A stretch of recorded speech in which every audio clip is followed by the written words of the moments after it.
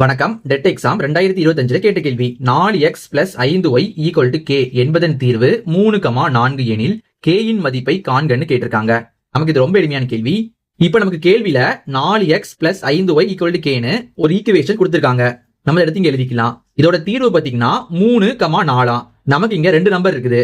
நமக்கு முதல் நம்பர் பாத்தீங்கன்னா xன்னு அர்த்தம், ரெண்டாவது நம்பர் பாத்தீங்கன்னா நமக்கு yன்னு அர்த்தம். அப்ப நமக்கு x ஓட மதிப்பு என்ன வருது? நமக்கு 3 வருதா? 3 போட்டுக்கலாம். அடுத்து y ஓட மதிப்பு நமக்கு என்ன வருது? 4ன்னு வருதா? நம்ம 4 போட்டுக்கலாம்.